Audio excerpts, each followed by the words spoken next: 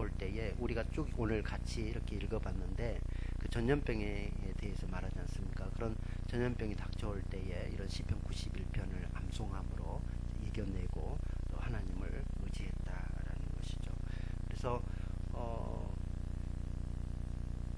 오늘 말씀에 보면 이제 주 안에서 이렇게 피하라라는 그런 말씀인데 주 날개 아래 이렇게 피하라라고 이렇게 말씀했는데 세 가지로 좀 생각해 봤으면 좋겠습니다. 주님의 날개 아래 피한다라는 그런 의미, 우리 신학적인 표현으로는 주 안에 거한다라고 이렇게 말할 수 있는데요. 주님 안에 거한다라는 그런 말씀이 무슨 의미가 있는가? 주 안에라는 말씀을 제가 이렇게 살펴보니까 거의 다 헤아려 보지는 않았지만 200회 이상 아니면 그 이상 훨씬 더 많이 주 안에라는 말이 이렇게 신약 성경에 많이 있는 것을 보게 됩니다. 그 주 안에 거한다라는 말이 무슨 의미인가? 또 그런 주님 안에 구약적인 표현으로는 주 날개 아래 이렇게 거한다라고 그러는데 주 날개 아래 거하는 자에 대한 보호는 어떤 것인가? 또 주 날개 아래 피하는 자에게 하나님이 주신 약속이 어떤 것인가? 이것들을 함께 같이 살펴보기를 원합니다. 먼저는요, 주 날개 아래 거하라고 이렇게 말하죠. 주 안에 거하라고 말하는데 1, 2절 말씀 우리 한번 같이 읽을까요? 시작.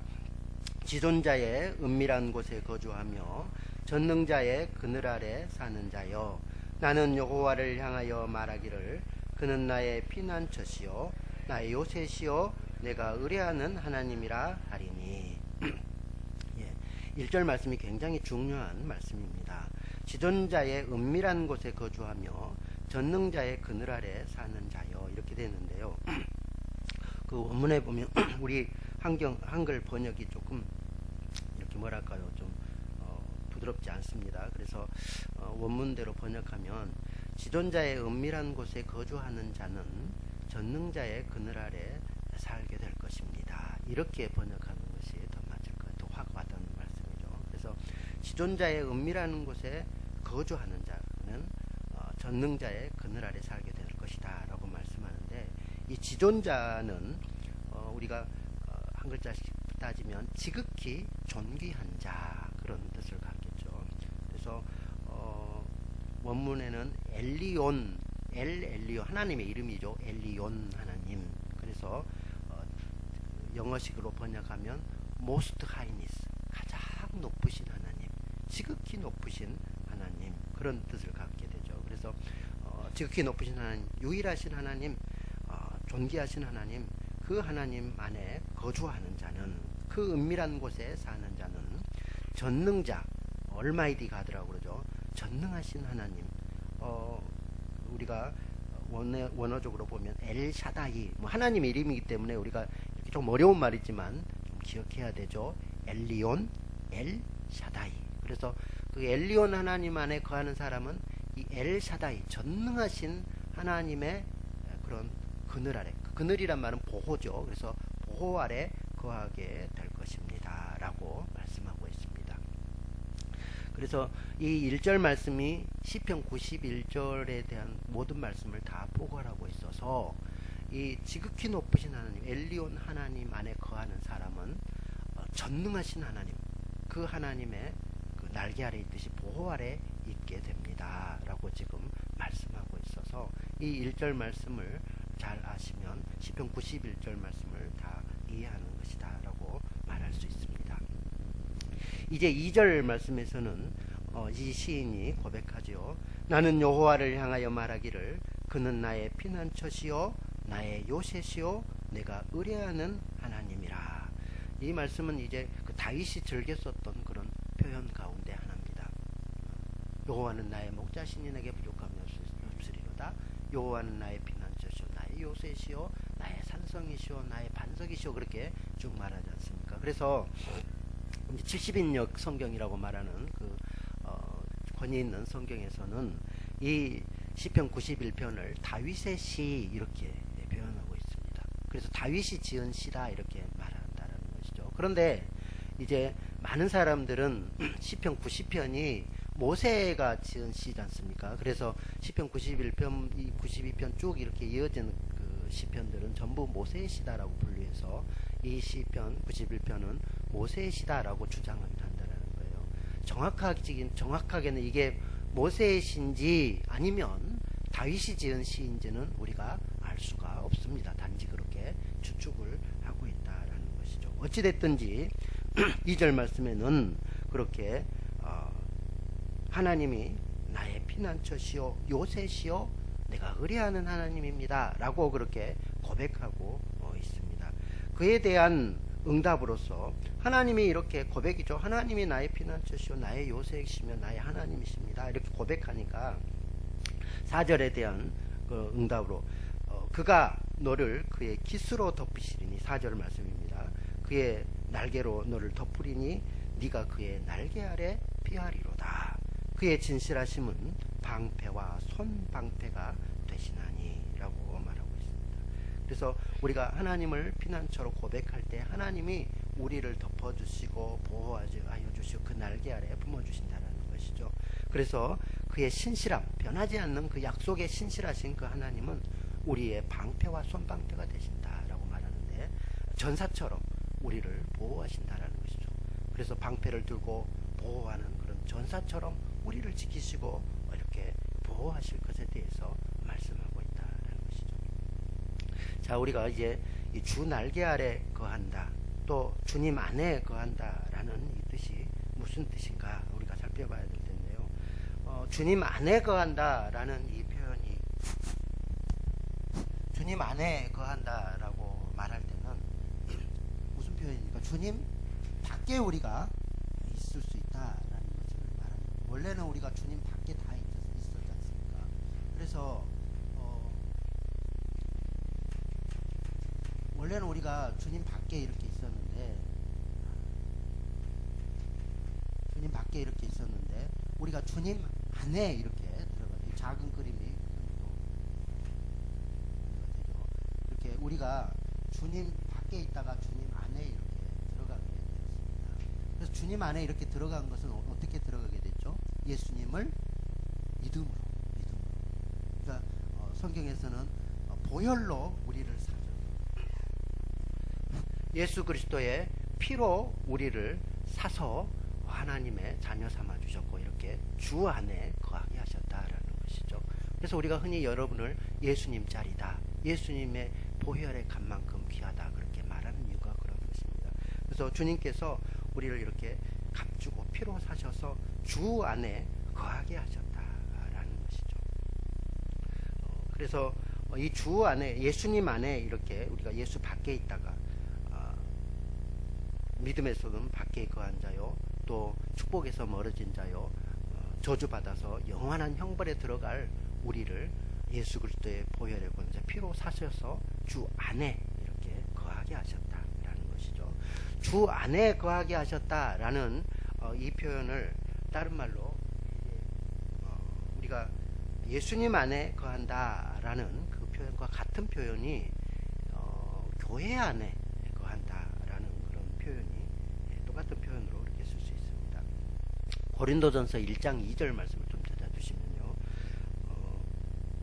우리가 주 안에 거한다라는 것은 결국은 예수 안에 교회 안에 거한다라고 그렇게 말할 수 있다라는 거죠.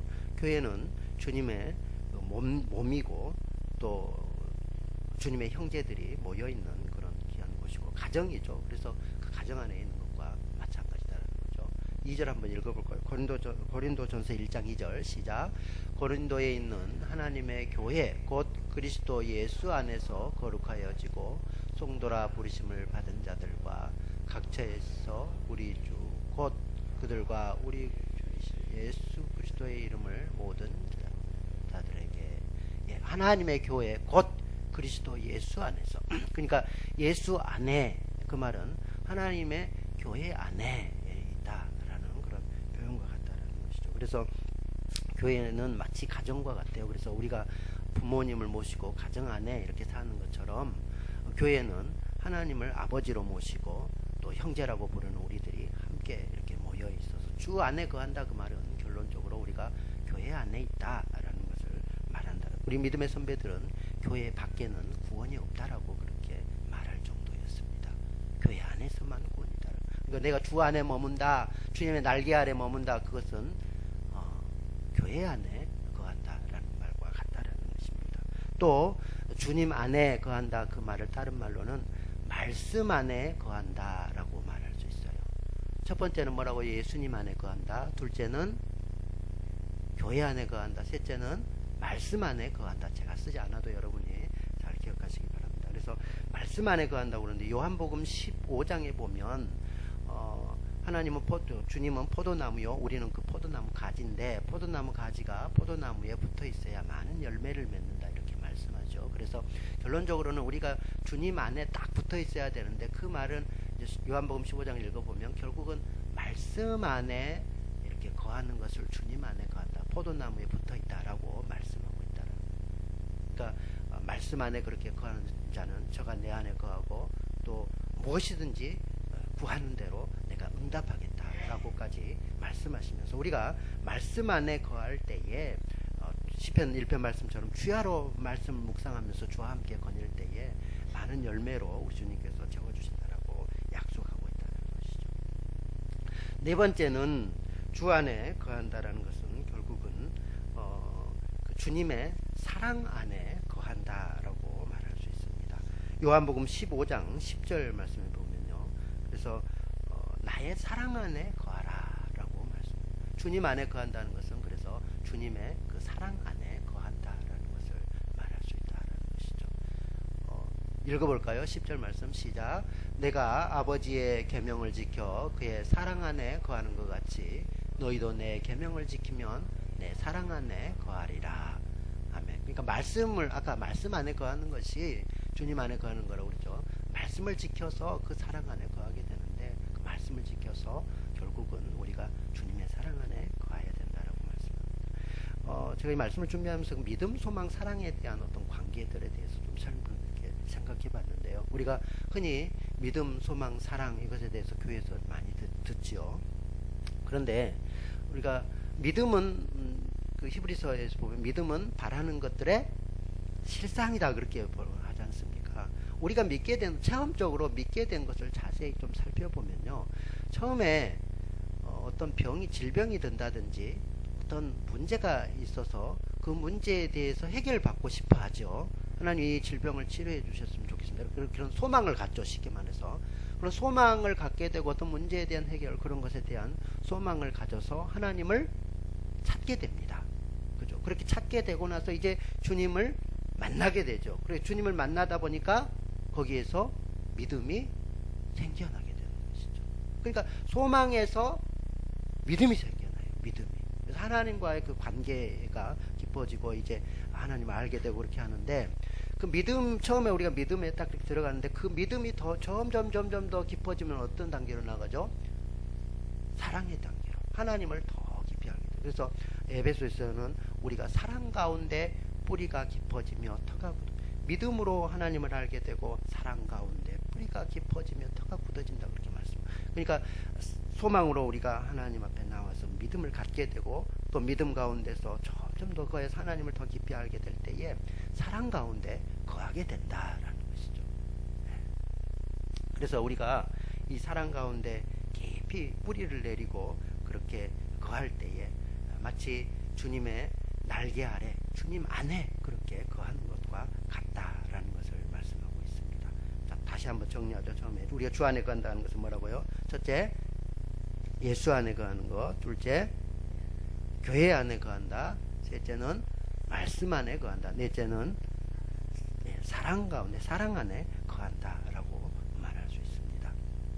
마치 이런 그 주님의 날개 아래 거한다라는 그런 표현은 구약에서는 독수리의 날개로 이스라엘 백성들을 이렇게 보호하셨다라고 표현하고 있고요.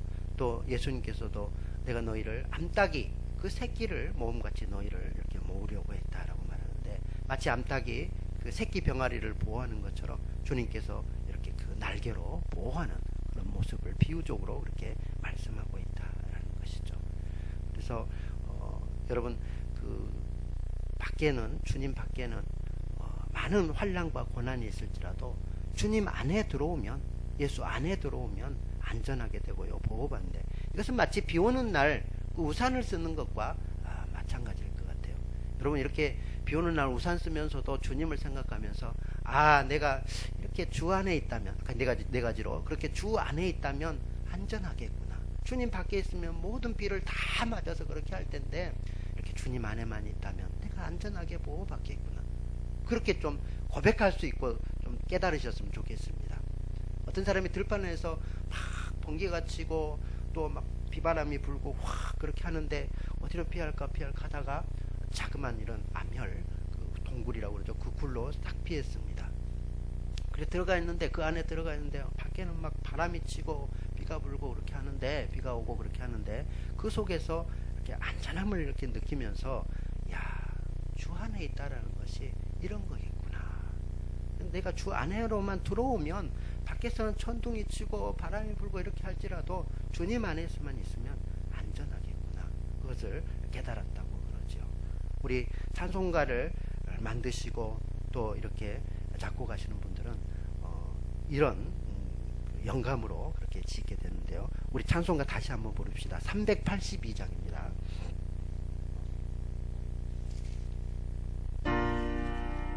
이번에는 4절까지 부르겠습니다.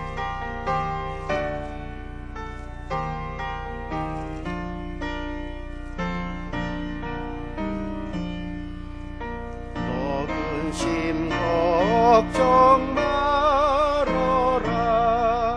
주 너를 지키리.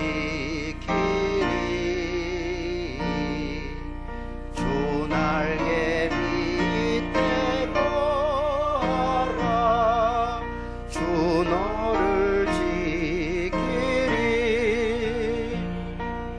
주 너를 지키리. 아무 때나 어디서나 주 너를 지키리. 늘 지켜주시리.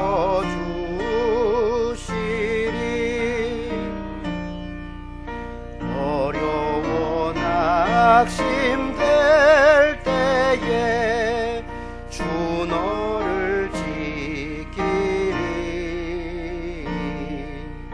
위험한 일을 당할 때 주 너를 지키리. 주 너를 지키리. 아무 때나 어디서나 주 너를 지키리. 늘 지켜주시리.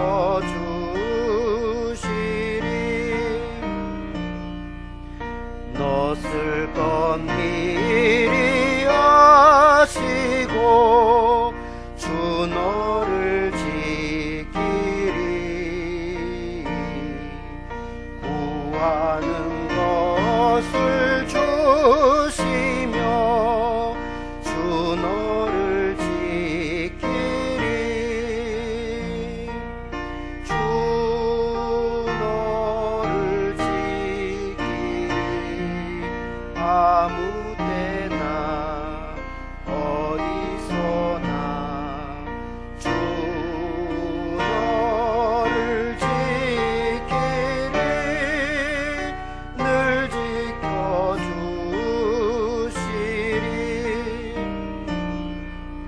어려운 시험 당해도 주 너를 지키리.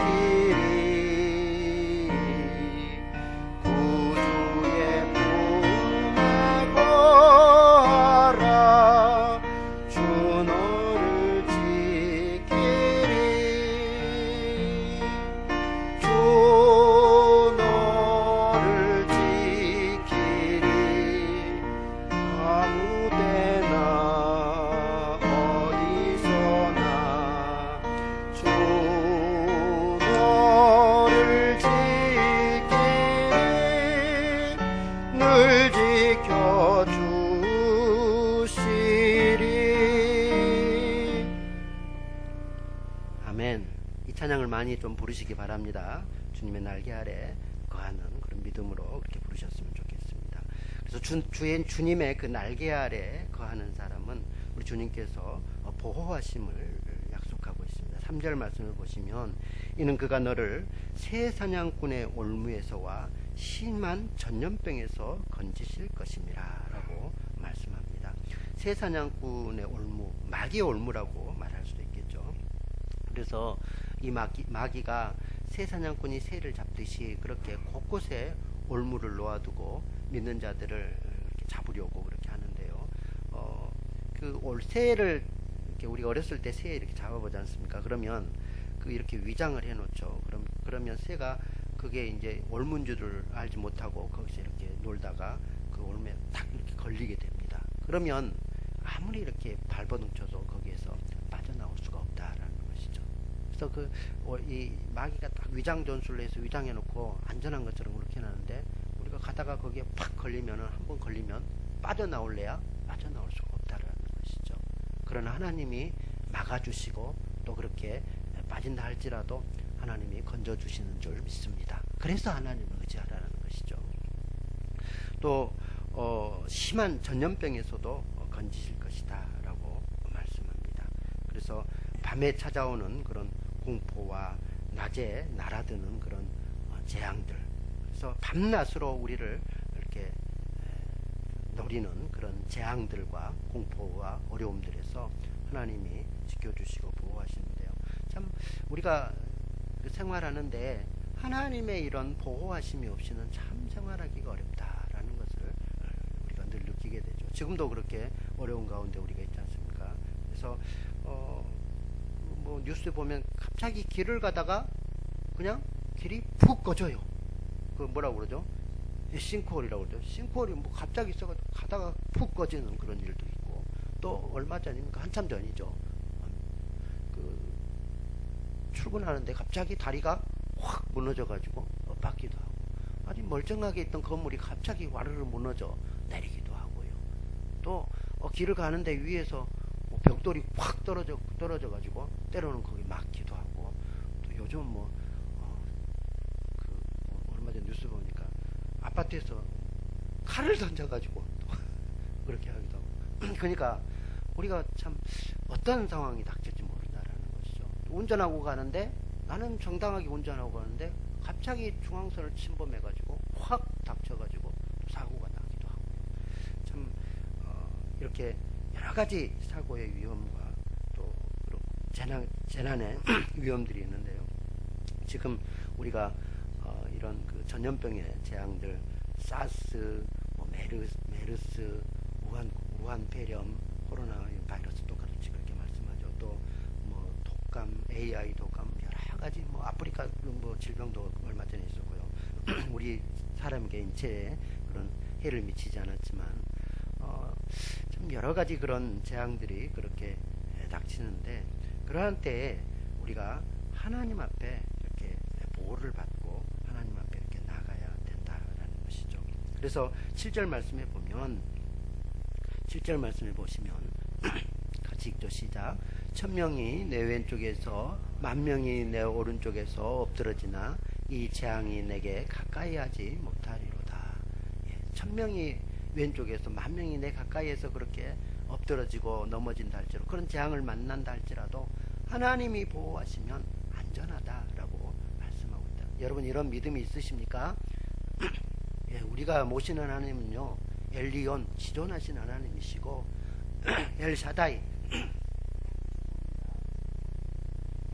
전능하신 그런 하나님이지 않습니까? 그래서 그 하나님이 우리를 보호하고 계신다라는, 예수님께서요, 거기 보시면 이제 마태복음 그런 8장 23절에서부터 34절 말씀에 보면 예수님께서 그 제자들과 함께 배를 타고 가는데 갑자기 풍랑이 일어나죠. 바다가 흉흉해지더니 바람이 불고 풍랑이 일어나서 다 죽게 되었습니다. 그래서 제자들이 예수님을 깨우면서, 예수님, 우리가 죽게 되었습니다. 이렇게 깨울 때 예수님께서 일어나셔서 바다야 잠잠하라, 파도야 잠잠하라 라고 명령하자 어떻게 되었죠? 잠잠하게 되었고, 그리고 원하는 항구에 이르게 되었다라는 것이죠. 그리고 나서 바로 이어서 나온 말씀은 이제 그 귀신 들려 있는 그런 광인이 그 무덤가에 거하면서 그곳에서 막 지나가는 사람한테 소리를 지르고 함부로 못 지나가게 막 거기서 그렇게 하는 그런 귀신 들린 사람이 있었습니다. 그런데 예수님께서 그 귀신들을 내어 쫓으셔, 군대 귀신 들린 그 사람을 내어 쫓으셔서 돼지떼에게 들어가게 하셔서 몰살시키시죠. 우리 잘 알지 않습니까? 그래서 예수님께서 그렇게 귀신들을 제압하시는 그런 모습을 보여주죠. 두 가지 모습이 아주 극명하게 보이는데요. 그것은 예수님께서 자연 만물, 온 우주 만물을 주관하시는 분이시다라는 것을 보여주시는 것이고, 둘째는 보이지 않는 영적인 그런 세계에도 우리 주님께서 다스리시는 분이시다라는 것을 보여주신 거예요. 우리가 믿는 하나님 지존하신 지극히 전능하신 하나님이셔서 이 모든 것을 이렇게 다스리시고 주관하신 분이시다라는 것입니다. 그러니 두려워하지 말라라는 것입니다. 우리 주님께서 그렇게 우리를 보호하여 주실 수 있는 분이심을 믿으시기 바랍니다. 그리고 나서 이제 그 한번 9절 말씀을 보십시오. 9절 말씀을 보시면 같이 읽습니다. 시작. 네가 말하기를 지존자로 너의 거처를 삼았으므로. 10절 말씀도 마저 읽습니다. 화가 내게 미치지 못하며 재앙이 내 장막에 가까이 오지 못하리니. 이렇게 고백했으니 네가 지존자를 거처로 삼고 그리고 네가 하나님을 피난처로 삼았기 때문에 재앙이 내게 가까이 하지 못한다. 그래서 11절 12절 말씀을 같이 읽습니다. 시작. 그가 너를 위하여 그의 천사들을 명령하사 내 모든 길에서 너를 지키게 하심이라. 그들이 그들의 손으로 너를 붙들어 발이 돌에 부딪히지 아니하게 하시리로다.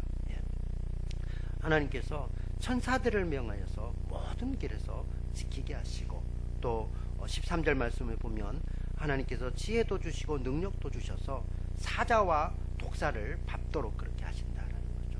아주 맹렬한 젊은 사자와 코브라와 같은 그런 독사, 뱀을 발로 밟을 수 있는 그런 힘과 능력과 지혜도 하나님이 주신다라는 것이죠. 우리가 길을 갈 때도 비록 보이지 않지만 하나님이 천군 천사를 동원하여서 우리를 보호하고 계시는 줄 믿습니다.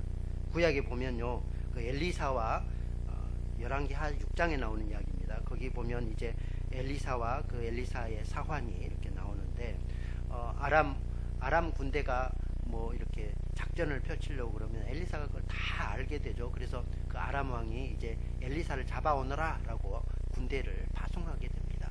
그래서 군대가 마병과 모든 병거들을 가지고 이제 엘리사 한 사람을 잡으려고 애워싸가지고 그렇게 있는 상태에 있죠. 그때에 이 함께 있었던 사환이 두려워서 떨죠.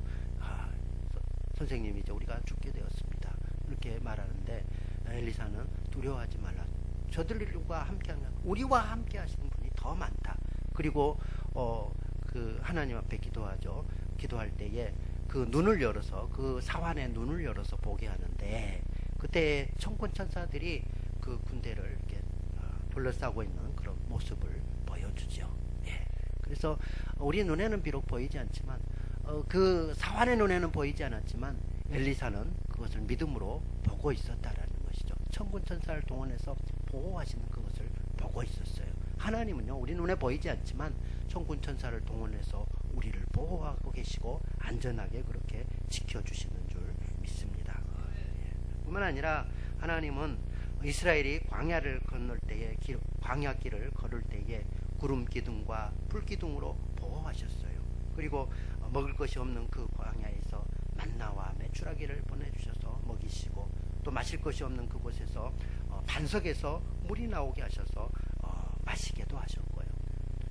이스라엘이 40년 동안이나 그 광야 길을 걷는데 하나님께서 옷이 헤어지지 아니하고 신발이 닳아지지 않도록 보호하셨다.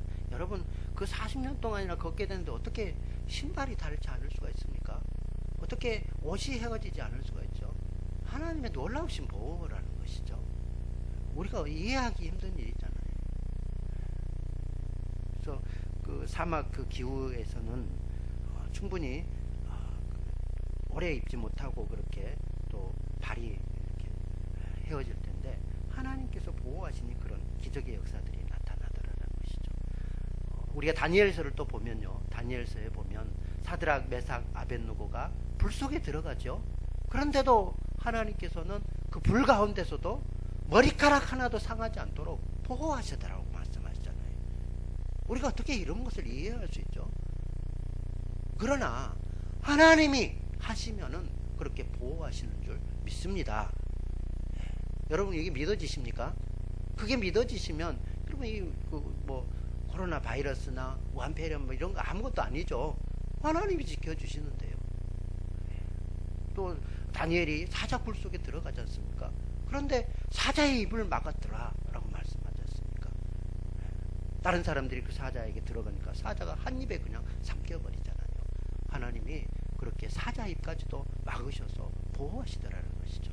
그러니까 왕들이 다니엘의 하나님이 진짜 하나님이다. 너희는 다니엘의 하나님입니다. 사드락, 메삭, 아벳느고의 하나님이 진짜 하나님이니 너희는 그 하나님입니다. 이렇게 말씀하고 있다는 것이죠. 하나님이 우리를 이렇게 보호하여 주시는 줄 믿습니다. 우리가 믿음이 있어야죠. 하나님이 어떤 상황 가운데서도 우리를 보호하여 주신다, 지켜주신다, 이런 믿음을 갖게 되기를 진심으로 바랍니다. 세 번째는요, 하나님께 이렇게 주의 날개 아래 피하는 자에게 주신 약속들이 14절에서 16절 말씀에 기록되어 있습니다. 14절로 16절 말씀에 보면 하나님께서 이제 주의 날개 아래 피하는 자들에게 주신 놀라운 그런 약속을 주십니다. 14절 말씀 한번 같이 읽죠. 14절부터 16절까지 시작. 하나님이 이르시되 그가 나를 사랑한즉 내가 그를 건지리라. 그가 내 이름을 안즉 내가 그를 높이리라. 그가 내게 간구하리니 내가 그에게 응답하리라. 그들이 환난 당할 때에 내가 그와 함께하여 그를 건지고 영화롭게 하리라. 내가 그를 장수하게 함으로 그를 만족하게 하며 나의 구원을 그에게 보이리라 하시도다. 아멘. 이 약속은 예수 안에, 우리가 처음 그랬었죠. 예수 안에 네 가지로 이렇게 있게 된다고 그러는데, 그렇게 예수 안에 있게 된 자에게 주시는 귀한 약속인 줄 믿습니다.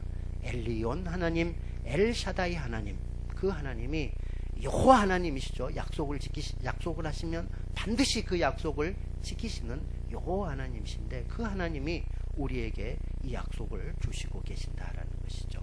그래서 우리가 그를 사랑한즉, 하나님을 사랑한즉, 사랑 안에 거한다고 아까 말했었지 않습니까? 예수님을 사랑함으로 그 안에 거한다고 말했는데, 그렇게 사랑할 때에 하나님이 그를 건져주시고, 또 하나님을 사랑하기 때문에 그를 깊이 알게 되지 않습니까? 그래서 그 이름을 알 때, 엘리온 엘샤다이, 여호와 하나님, 이런 이름을 알 때에 하나님이 그를 높여주시고, 또 그가 이런 하나님을 알고 기도하고 간구할 때에 하나님이 응답하여 주시겠다라고 말씀하고 있다라는 것이죠.